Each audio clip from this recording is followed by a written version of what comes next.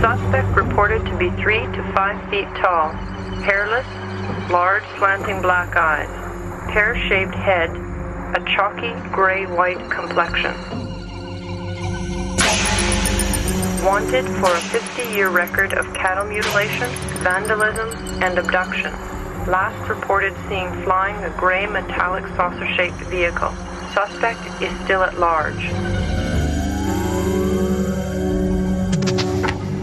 Durante décadas hemos estado persiguiendo alienígenas, no solo en nuestras vidas privadas, sino en nuestras fantasías públicas.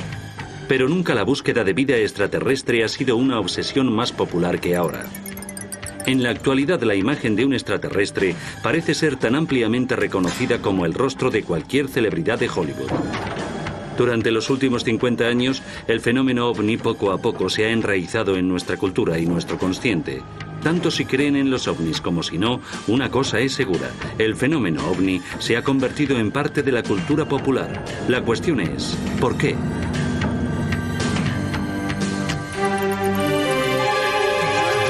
La obsesión por los alienígenas. ¿Por qué la gente quiere creer estas cosas? ¿Por qué actúan de ese modo? Hay personas serias que se toman esta idea de manera literal y lo investigan.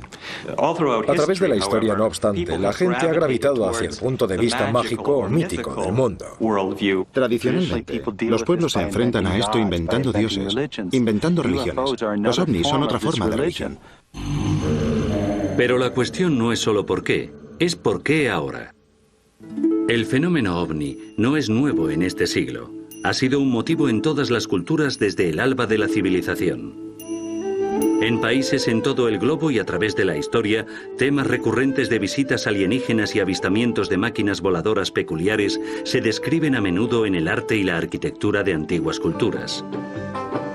Muchos creen que los extraterrestres juegan un papel en el diseño y la ingeniería de las grandes pirámides de Egipto. La posición de las 3 pirámides de Giza son una imitación fiel de la constelación de Orión. ¿Coincidencia o la firma de antiguos astronautas? En la otra parte del mundo, tallado en la tapa de un sarcófago en una tumba en Palenque, México, está el controvertido astronauta de Palenque. ¿Este viajero espacial está semirreclinado en el asiento de una cabina accionando palancas y controles? ¿O es sencillamente el rey maya Pacal arrancando fruta de su trono? Quizás un ejemplo más convincente de la influencia extraterrestre son las líneas de Nazca en Perú. Extendiéndose desde los pies de los Andes hacia el mar están los pictogramas de miles de años de antigüedad tallados en el vasto altiplano a lo largo de las orillas de Nazca. El antiguo pueblo de Perú dibujó líneas infinitas y dibujos gigantescos, llegando a longitudes de casi 1,5 kilómetros de largo, dibujos que ellos mismos nunca verían. ¿Un elaborado observatorio astronómico creado para marcar las salidas y las puestas del Sol, la Luna y las estrellas, o los últimos restos de un aeropuerto extraterrestre? Durante la Edad Media y siglos anteriores, el campo sin civilizar prometía mágicos encuentros con criaturas extrañas y maravillosas. Hadas, elfos, duendecillos y ángeles eran cuentos comunes entre muchas culturas de estos tiempos.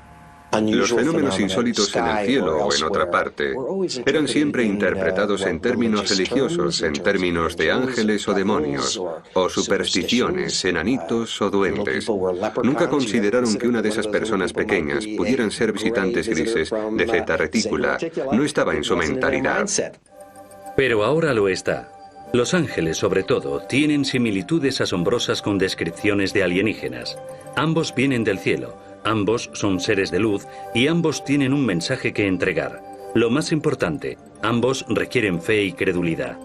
Leyendas más oscuras implican pequeños demonios llamados íncubos y súcubos que visitaban a la gente durante la noche para tener encuentros sexuales. ¿Cuánto se diferencia esto de los relatos modernos de abducciones alienígenas y experimentos sexuales? Incluso personas muy cultas creen de verdad que las brujas vuelan en escobas y capturan niños y se los comen y cosas así. Y algunas personas creen que estos modernos fenómenos ovni y abducciones alienígenas en particular son una manifestación de esa especie de anhelo primitivo mítico que parecemos tener. Hoy, el reino de lo extraño se ha expandido hasta los límites del espacio y los ángeles han sido reemplazados por los alienígenas. Si nos fijamos en los años 1890, Carl Jung dijo que la gente hablaba de ángeles entonces, y él los llamó ángeles tecnológicos. Y tenía mucha razón, porque funcionan como lo hacen los ángeles. Son mensajeros, agentes de salvación, pero ahora son tecnológicos. Y esto es reforzado por la tecnología al ser tan dominante en nuestra vida. El año 1947 vio el nacimiento del fenómeno ovni moderno. El 24 de junio de 1947, Kenneth Arnold, un hombre de negocios y piloto experto, estaba volando hacia el este sobre las montañas Cascade en Washington, cuando vio una cadena de 9 objetos en forma de boomerang que él calculó llevaban una velocidad de más de 1900 kilómetros por hora. Cuando más tarde los reporteros le pidieron que describiera su vuelo, Arnold dijo: volaban como lo haría un platillo si lo deslizamos por el agua, y así se acuñó el término platillo volante. El incidente captó la imaginación de un mundo que parecía estar preparado para la idea de visitantes del espacio exterior. A las 2 semanas del avistamiento de Arnold, habían sido vistos ovnis en todos los estados, excepto Georgia y Virginia Occidental. A mediados de julio de 1947, el número de avistamientos de ovnis llegó hasta 850 solo en Estados Unidos. Tantos avistamientos preocuparon al gobierno por la sobrecarga en el sistema aéreo de alarma. El moderno fenómeno ovni había comenzado, y la primera encuesta Gallup, a la pregunta sobre platillos volantes en agosto del 47, registró un 90% de índice de conocimiento, y eso mucho tiempo antes de inventarse la videocámara. Hoy en día, con tantas cámaras, miles de ellas, millones de ellas en las manos de la gente, en los hogares de tantas naciones, estamos viendo a individuos grabando imágenes increíbles de ovnis que pueden compartir unos con otros, lo que no era posible en décadas pasadas. Los avistamientos siguen siendo el edificio fundamental del fenómeno ovni, a pesar del acuerdo de los ufólogos y los escépticos de que más o menos el 90% de los ovnis avistados resultaron ser percepciones erróneas de fenómenos comunes como aviones, estrellas, planetas o aves.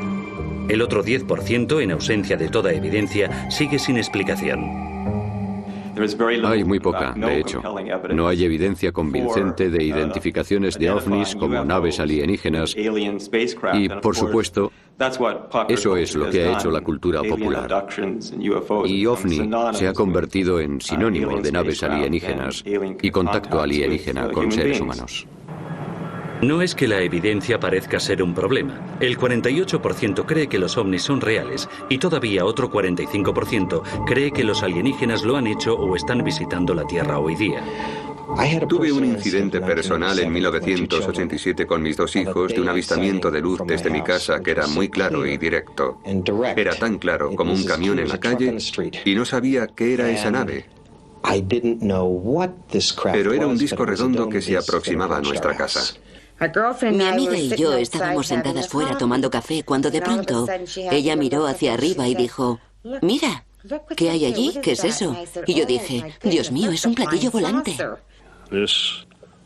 Un objeto me siguió desde las puertas de Fort Erie, casi hasta la planta Ford.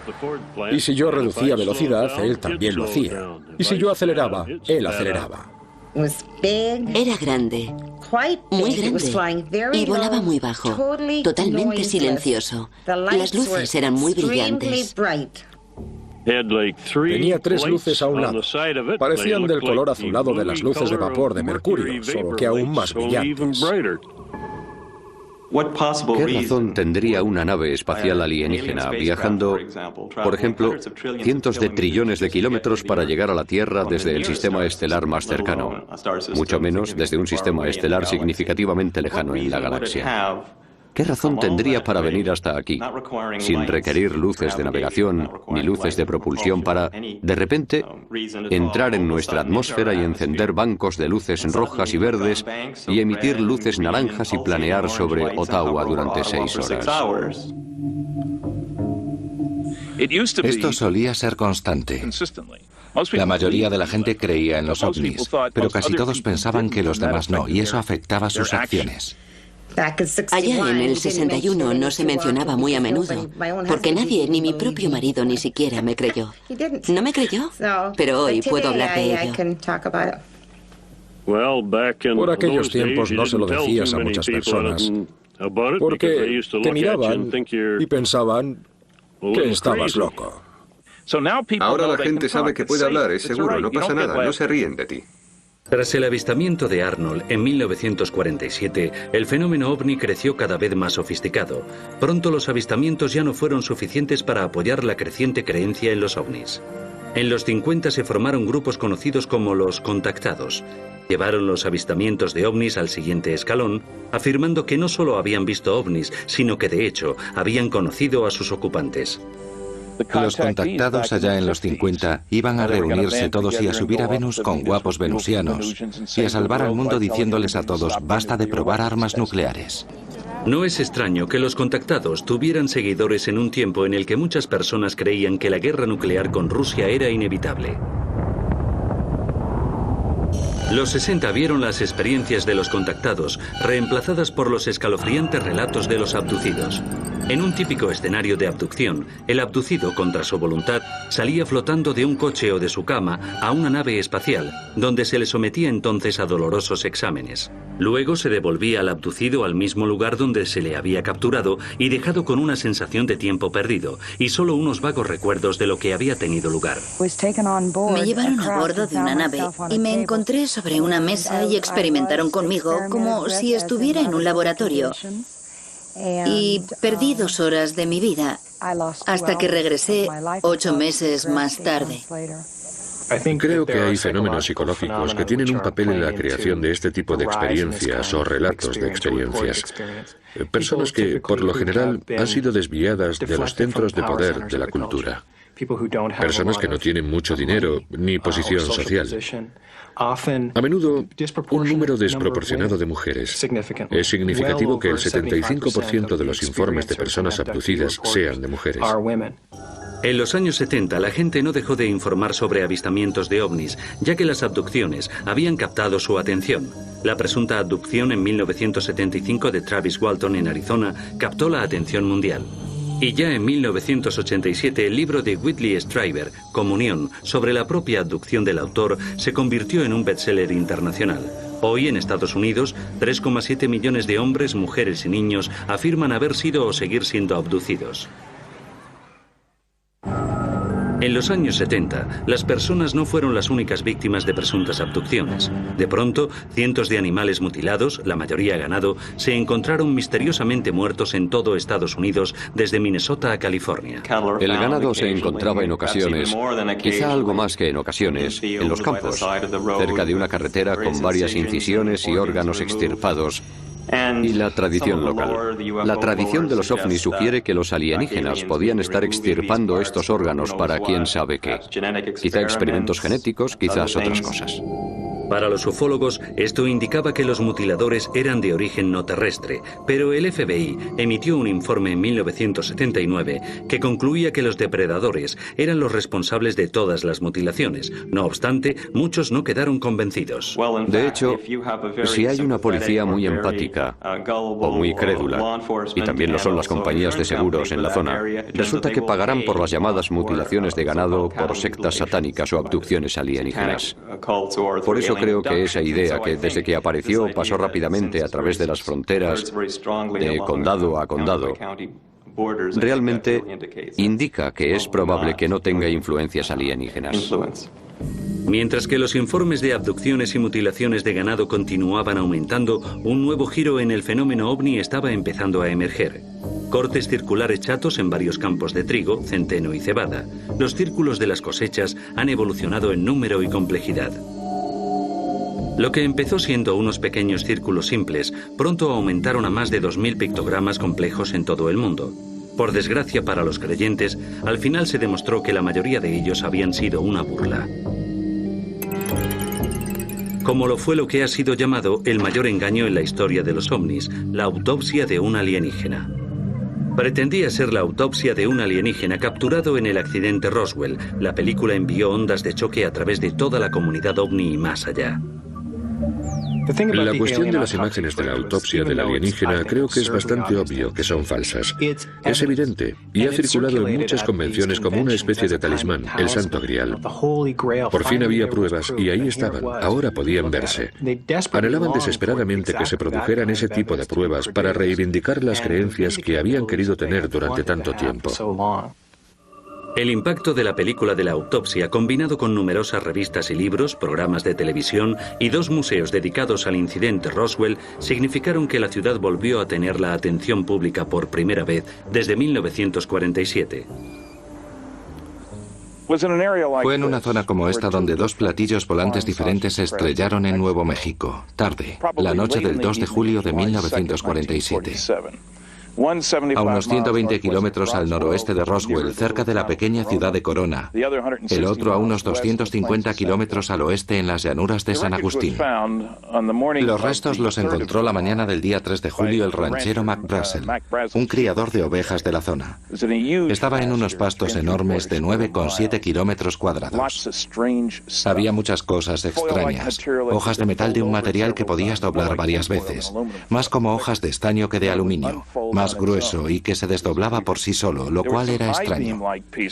Había algunos travesaños, como piezas, no más largos que esto, con el peso de madera de balsa. Pero no era madera de balsa, aunque tuviera el mismo peso, así de anchos. No podías cortarlos, doblarlos, romperlos, y había símbolos de un extraño color lavanda a lo largo de los bordes que no significaron nada para nadie que los vio. Lo que fue muy peculiar es que no había nada convencional.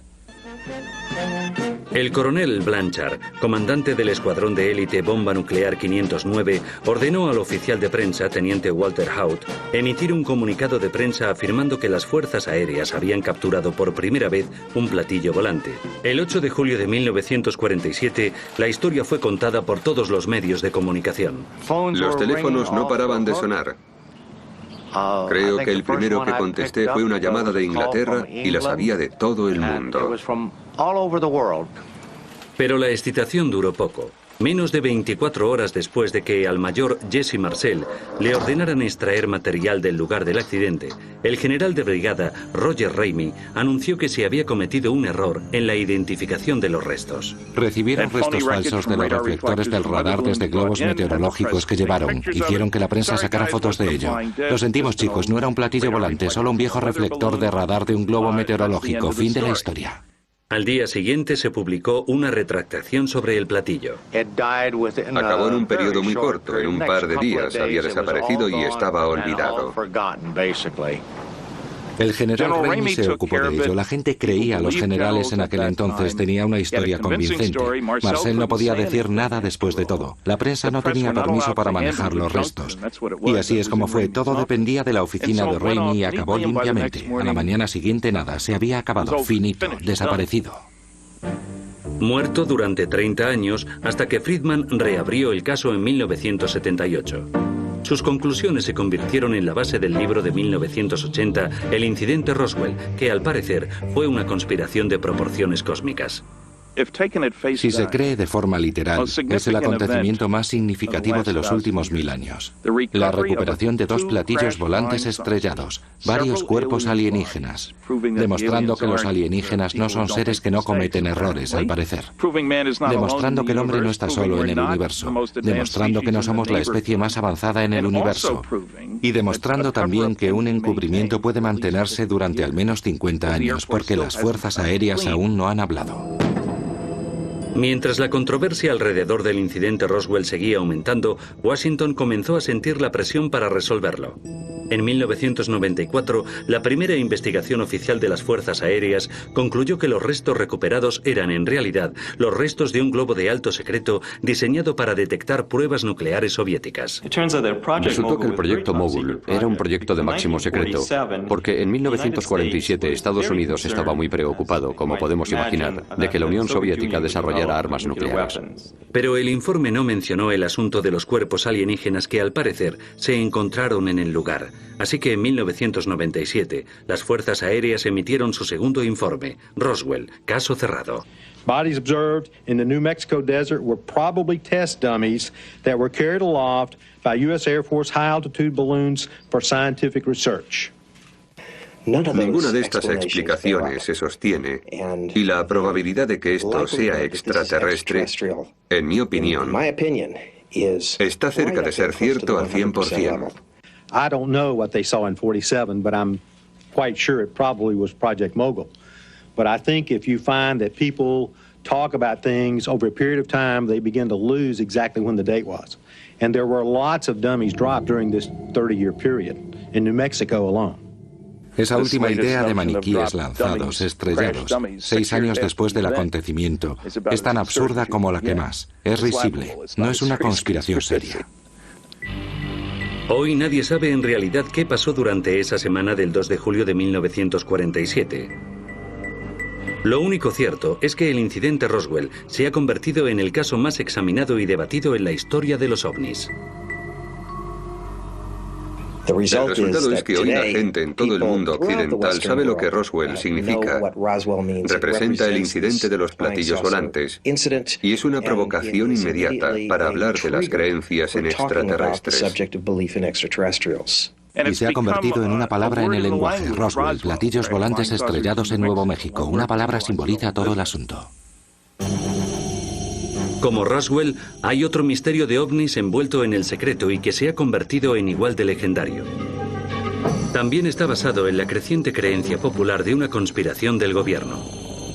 Lo llaman El Rancho, Lago Grum o Dreamland, pero la mayoría lo conoce como el Área 51. Cubriendo más o menos 150 kilómetros cuadrados de tierra, esta base ultrasecreta está localizada a 220 kilómetros al noroeste de Las Vegas. Fue establecida a mediados de los años 50 como terreno de pruebas tradicional de Norteamérica para aviones de alto secreto como el U-2 o el B-2. Pero no son los aviones de alto secreto los que atraen la atención. Afirmaciones de que naves extraterrestres pueden avistarse alrededor del Área 51 la han convertido en uno de los mayores destinos de los ovnis del mundo. Glenn Campbell, investigador y fundador del Centro de Investigaciones del Área 51, duda que los avistamientos sean de origen extraterrestre. Las historias de ovnis del Área 51 empezaron a finales de 1989 con un hombre llamado Bob Lazar, que afirmaba haber trabajado con naves alienígenas en una base secreta al sur del Área 51. Esta historia era mejor que muchas. No afirmaba haber encontrado alienígenas. No afirmaba saber cuál era la agenda de los alienígenas. Solo dijo haber visto una nave. Trabajó con una nave y era todo lo que sabía. Aquí empezó toda la conmoción. Los avistadores de ovnis llegaron al lugar más cercano que pudieron, que era esta autopista solitaria, para intentar mirar dentro de la base y ver esos ovnis de los que hablaba Bob Lazar. Y como es un área de juegos de guerra militares tan intensa, la gente vio lo que quería ver. Vieron luces en el cielo. Volvieron y se lo contaron a sus amigos y más gente volvió y se fue alimentando a sí mismo. Se convirtió en un gran fenómeno social. Ahora el Área 51 es también conocida como el mismo Roswell. De hecho, el secreto y la seguridad alrededor de una base que se dice que no existe solo aviva su popularidad. Una cadena infinita de cámaras de vigilancia, sensores de movimiento y vehículos patrullando la monitorizan constantemente y el personal de seguridad está autorizado para multar y detener a cualquiera que no tenga cuidado y cruce el perímetro. Aquí estamos, en los límites del Área 51. Hay carteles. El poste naranja representa la frontera real. Arriba, en la colina, tenemos una cámara de vigilancia que nos enfoca justo a nosotros. Y en la segunda colina, allí, hay un Jeep Cherokee blanco que está paranoico por nuestra presencia. El secretismo aquí es tan intenso que los militares podrían mantener algo de esta magnitud en secreto durante este periodo de tiempo. Este es el límite físico del Área 51. Dice que el uso de la fuerza letal está autorizado. Y no me gustaría decir que es un farol por su parte. Los militares siempre necesitan secretos. Quieren guardar en secreto, ante enemigos en potencia, la fuerza de sus tropas, su armamento. También podría haber otras cosas grandes que el gobierno está encubriendo, no lo sabemos. Pero mientras exista el secreto, habrá especulación. Otras personas afirman que los platillos fueron allí. De hecho, incluso he oído la improbable historia de que los alienígenas están trabajando junto con los norteamericanos. Un rumor popular dice que 60 pisos bajo la arena del desierto hay un intrincado laberinto de túneles donde los alienígenas están trabajando en colaboración con el gobierno. Nos han dicho que hay 6 seres diferentes en el Área 51 o en el lugar de pruebas. Los grandes y pequeños de nariz gris, los naranjas, los azules, los reptiles y, por supuesto, los humanoides. Para mí, el verdadero asunto del Área 51 se ha desviado no hacia los alienígenas, sino hacia la responsabilidad del gobierno, hacia el secreto. Si se puede confiar en tu gobierno en unas circunstancias de secreto total. Tal vez los ovnis sean simplemente un síntoma del excesivo secretismo del gobierno de Estados Unidos. La gente entiende la seguridad, por supuesto. El gobierno necesita un lugar para probar las nuevas tecnologías, nuevos equipos, lo que sea. Pero ¿por qué mienten al respecto y dicen que no está ahí? Groom Lake, Nevada. Quite frankly, I have no knowledge or expertise in the matters. I understand there are classified things that go on there, and that's all I have to say about it. Pero Chuck Clark está convencido de que el de Estados Unidos y otros gobiernos saben mucho más de ovnis de lo que admiten. He visto objetos brillantes moverse, subir lentamente, planear durante minutos seguidos o aparecer en mitad del aire, dirigirse en una dirección, parar o invertir la dirección sin hacer pausa.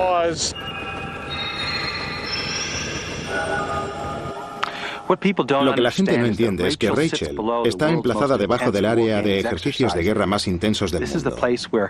Aquí es donde va a venir a practicar todo piloto de primera línea en el mundo libre en un entorno de combate realista. Eso significa que habrá muchos destellos, muchos combates aéreos, mucha acción aérea intensa durante el día y la noche. Y si estás buscando ovnis, vas a ver ovnis en esta actividad. Hay naves volando sobre el Área 51 que no son convencionales, según nuestro entendimiento de la ciencia, pero en mi opinión, no tienen necesariamente que ser de origen extraterrestre. Si las naves que vuelan por aquí alrededor son terrestres, de nuestra tecnología, han reescrito el libro de física. Vienes aquí y puedes ver naves que están a 150 kilómetros de distancia. Si ves esas naves bailando contra el horizonte, crees que has visto un ovni. Es una nave. Yo creo que es una nave. ¿Qué otra cosa puede ser? Está emitiendo destellos y probablemente se apagará muy pronto. Lo que he descubierto es que el 90% de las historias es falso. Son sencillamente gente mirando al cielo y malinterpretando cosas, pero sigue habiendo un 1% de lo que no se sabe nada.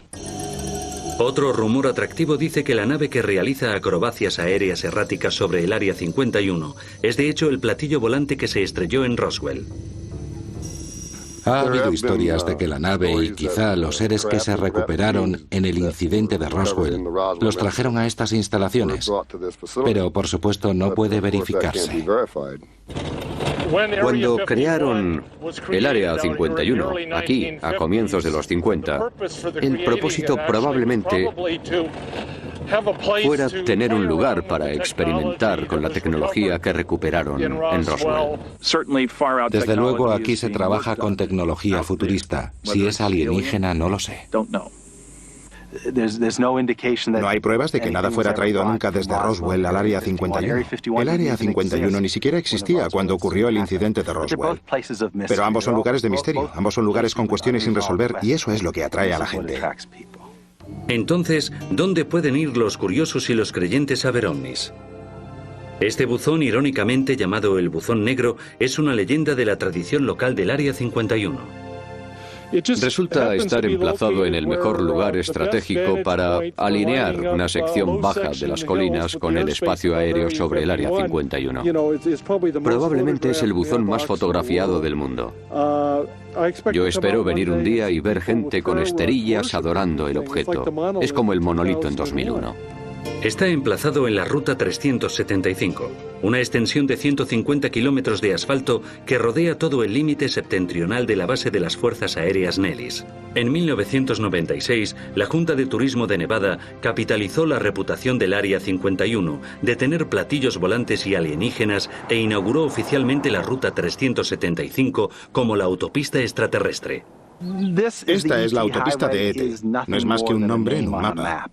No creo que sea más probable que veas ovnis aquí que en ningún otro lugar del planeta. Sin embargo, cientos de entusiastas de los ovnis continúan haciendo el peregrinaje aquí cada año. Muchas noches, grupos itinerantes de observadores de ovnis se reúnen alrededor del buzón con la esperanza de ver naves experimentales o naves espaciales extraterrestres. La gente ha oído hablar de esto en las noticias, lo han leído en artículos. Lleva creciendo durante años y la gente quiere ir de vacaciones. Y ya ha estado en todas partes y se dicen, vamos al Área 51 a ver platillos. Y todo el que hace el camino inevitablemente llegará aquí. Comprado por Pat y Joe Travis en 1988 y renombrado como el pequeño Alien Inn, este remoto oasis en el desierto se ha convertido en la gallina de los huevos de oro para sus dueños y en el centro de la galaxia para los creyentes en ovnis. Hay mucha gente que viene aquí, a Rachel, de todo el mundo, a ver si pueden ver una nave en el cielo o quizá un ser. O sentir a los seres que están aquí. El Área 51 creo que es algo que nuestro país necesita, que la ufología necesita. Es un lugar para que la gente manifieste sus deseos. Creo que si el Área 51 desapareciera, si la abrieran de pronto, inventaríamos una nueva en otra parte.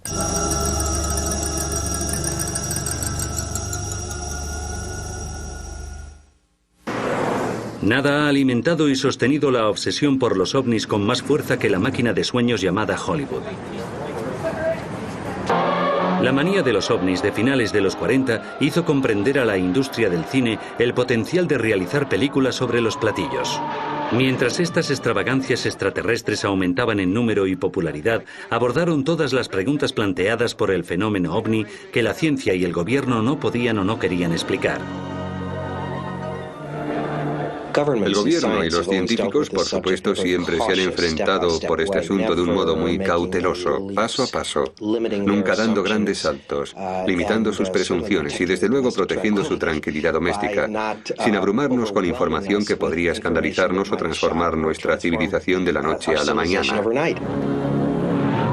Hollywood nunca ha mostrado tal contención. Como todavía había misterios y preguntas sin responder, la fascinación por los fenómenos ovni podía mantenerse. Estas películas van derechas al centro de algo que es filosófico en todos nosotros, porque nos da respuestas de dónde encajamos en el gran diseño de las cosas, como podría ser la vida en el universo. Y en ese sentido satisfacen un anhelo que, a cierto nivel, es casi un anhelo religioso, creando un nuevo mito para nuestra época. Pero por otra parte, podrían estar dándonos un destello de algo que podría ser muy real. Mike Orlando, dueño de una tienda de recuerdos de películas en Toronto, entiende por qué a la gente le gustan los ovnis y las películas de alienígenas. Visualmente son espectaculares. Eso les gusta. Hay mucha acción. Pero a veces plantean ciertos problemas que tenemos en nuestra vida, en nuestra propia cultura.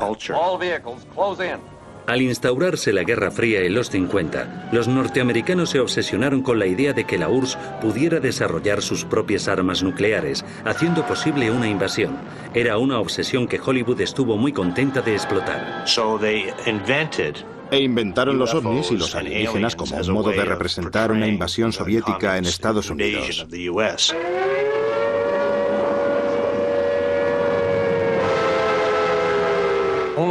Solo 3 o 4 películas tratan de meras formas de vida de otros planetas. La mayoría trataban de enfrentarse a una invasión comunista. En general, cuando introduces el tema de los alienígenas en una película, buscas el propósito de su llegada. Es para ayudarnos, educarnos, elevarnos. Hallamos que en la película de Robert Wise, Ultimátum a la Tierra, nos hacen una seria advertencia, pero el propósito era que el hombre abandonara sus métodos de guerra. But if you threaten to extend your violence, this earth of yours will be reduced to a burned-out cinder. Acabada la Guerra Fría, no tardó mucho el gobierno en convertirse en el nuevo foco de la sospecha pública.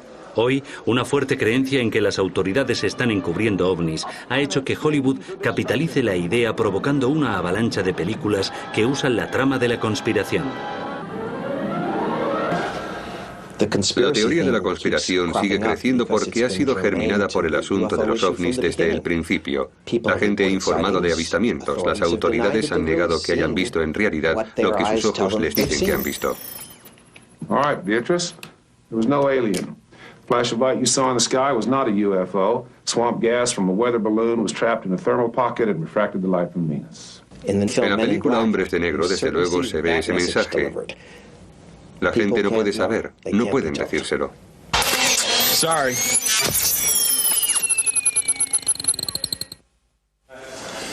Quizá a un nivel aún mayor que el cine, los medios han avivado nuestra fascinación por los ovnis, explotando nuestro interés por ellos. El interés ha estado siempre ahí. ¿Qué tiene que decir un científico en un asunto tan polémico? ¿Qué ha cambiado? Y lo que ha cambiado es la percepción de los medios del interés del público. Ha habido una escalada masiva de películas y vídeos que están dramatizando o aportando información documental sobre ovnis al público. Se ve por todas partes. Ha habido una verdadera explosión en los medios. Con la explosión de los dramas en las mejores franjas de horario que se complacen en lo paranormal, y sobre todo en los ovnis y abducciones alienígenas, la gente ya no puede distinguir la realidad de la fantasía, porque han inundado la cultura popular con visiones de imágenes de naves y de abducciones alienígenas. Se escribe un guión sobre una experiencia de abducción. El guión se filma y se retransmite. Entonces, ese programa se convierte en parte del material que reúne la cultura y la realimenta. Vas a reuniones de abducidos y describen experiencias que has visto en la televisión. Viste ese episodio y te están contando que lo han vivido.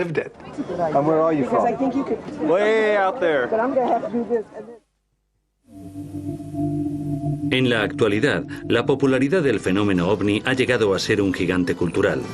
Roswell, una ciudad rehén de su propio secreto, incluso ha sido anfitriona de la mayor concentración inspirada por los ovnis en la historia. Encuentros 97. El 50 aniversario del incidente Roswell fue prueba de hasta qué punto los alienígenas han invadido con éxito nuestra cultura. En julio de 1997, miles de entusiastas, investigadores, escépticos, experimentados y espiritistas hicieron una peregrinación a un acontecimiento que no hubiera sido posible 10 años antes.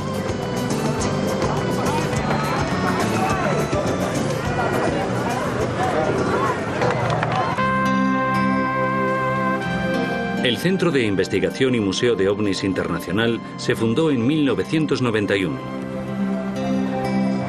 Lo dirige Dion Crosby, que ha presenciado de cerca la explosión de la popularidad del fenómeno en años recientes.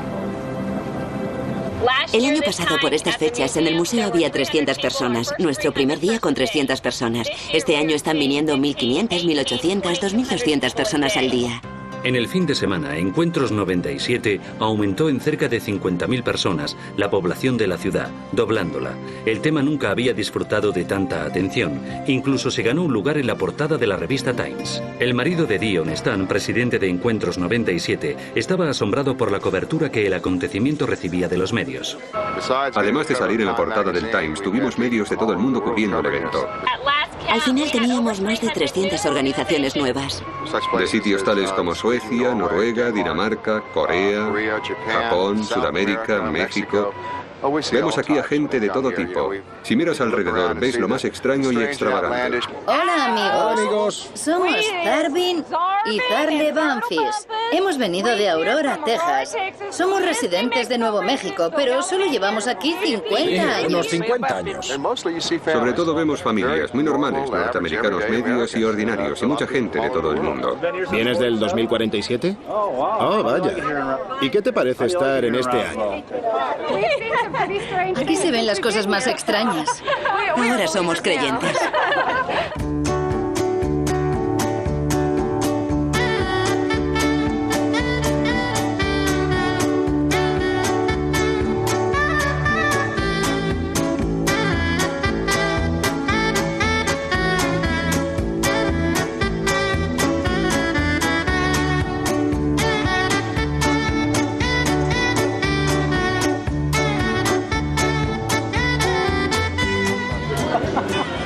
Son $19.99 en total. También están aquellos dentro de la subcultura que han hecho de los ovnis su negocio. Saltando de una convención de ovnis a la siguiente, se encuentran comerciantes vendiendo cualquier cosa que pueda relacionarse con el tema de alienígenas.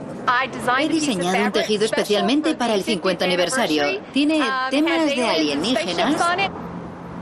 Esto se llama piruleta alienígena y está fuera de los sabores de este mundo.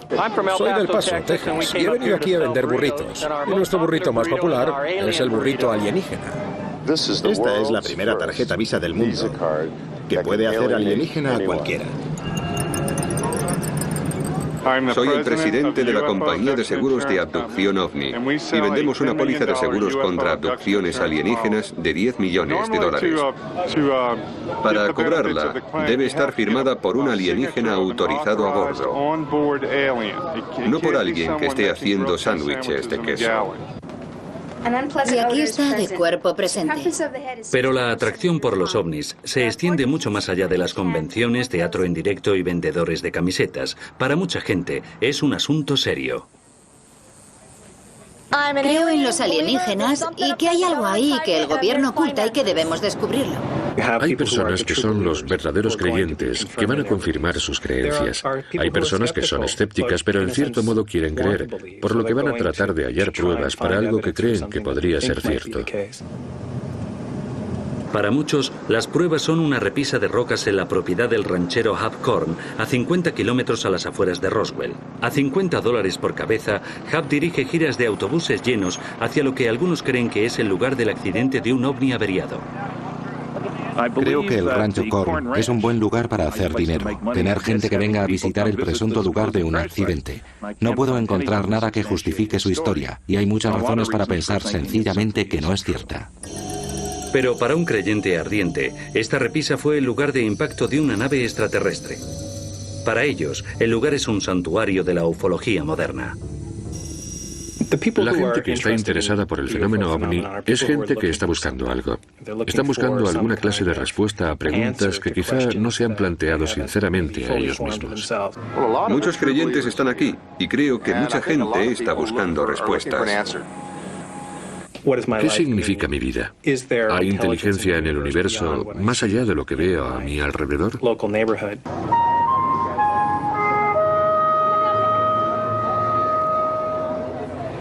Creo que mucha gente en el mundo cree que no estamos solos y yo, personalmente, lo que es cierto, creo que es un poco arrogante pensar que somos los únicos en todo el universo, los únicos seres. Eso forma parte de la fascinación.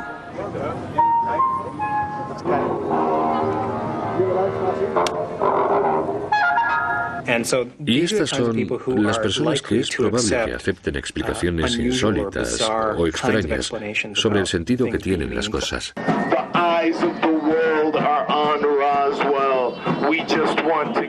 En la actualidad, una beta aún más excéntrica y extrema de la subcultura de los ovnis son las personas que afirman ser extraterrestres. Somos pleyadianos, de la constelación de las Pléyades. Yo soy la madre y este es mi hijo. Soy el embajador Merlín de la estrella Alpha Duconis, embajador en Estados Unidos. Hemos venido a mejorar todas las especies, no solo la humana. La pregunta será respondida en 1999, cuando del grupo de platillos volantes que aterricen en la autopista extraterrestre yo salga de un platillo volante y entonces muchas personas sabrán y creerán que soy extraterrestre. En el lado oscuro de la subcultura están aquellas personas que persiguen su creencia en los ovnis casi como una religión. Persiguen realización espiritual transfiriendo la creencia en Dios por la creencia en los ovnis. A diferencia de las formas tradicionales de religión que no ofrecen pruebas, la creencia en los ovnis está apoyada por cosas tangibles como los avistamientos, los círculos en las cosechas, las abducciones alienígenas y algunas veces cometas que se aproximan. La secta ocultista llamada Las Puertas del Cielo esperaba con ansiedad la llegada del cometa Hale-Bopp en 1997. Los seguidores estaban convencidos de que un ovni que viajaba dentro de la cola del cometa estaba esperando la llegada de sus almas. Cuando el cometa Hale-Bopp apareció, debieron pensar que el momento no era el adecuado. En marzo del 97, la secta Las Puertas del Cielo se suicidó en masa. 39 personas se quitaron la vida con la promesa de la vida eterna a bordo de un ovni. Una de las razones por las que a Marshall Hepworth le interesaba que sus creyentes cometieran suicidio en ese momento era precisamente porque le preocupaba la falta de confirmación. Si lo dejas ir demasiado o te atienes a un acontecimiento con unas fechas en particular y no sucede, toda la estructura de tus creencias, tu visión del mundo, se derrumba. Para algunos, la idea de que la experiencia de los ovnis puede ser una nueva religión es extraña. La necesidad de creer es, desde luego, muy fuerte en todos nosotros. La llamada de lo trascendente puede ser muy poderosa para algunos. Las expectativas de la gente, su deseo de transformación, su anhelo por una explicación que le dé sentido a todo. Los ovnis apelan al deseo de creer en algo más. Nos proporcionan la esperanza de que un día obtendremos las respuestas a las preguntas más enigmáticas de la vida. Los ovnis, obviamente, resuelven algo en la psique humana. Proporcionan una clase de servicio a la humanidad. Tanto si son reales como si no, los humanos necesitan ovnis. Una necesidad de pertenencia, una necesidad de consuelo, una necesidad de salvación. El anhelo de que el mundo tenga sentido para ti, cualquiera puede identificarse con eso. Es necesario, creo yo, en este momento de la historia, mirar hacia adelante. Por consuelo trascendental, podríamos decir. Quieren respuestas, miran hacia el futuro y creo que el fenómeno ovni se lo ofrece. Es el misterio perfecto. Si puedo hablar de un modo personal, mi objetivo es ver a la generación de mi nieto de 9 años comenzar a pensar en sí misma de un modo nuevo, como terrícolas. Todos nosotros somos terrícolas que pueden clasificarse para ser miembros de la Federación Galáctica. Tal vez más acertadamente, una admisión en la guardería cósmica. Obviamente no somos los peces gordos del universo. Si se diera el caso y vinieran aquí, esa es la pregunta que hace el fenómeno ovni. Oficialmente no vienen aquí, pero vamos a seguir preguntándonoslo hasta que lo sepamos con seguridad.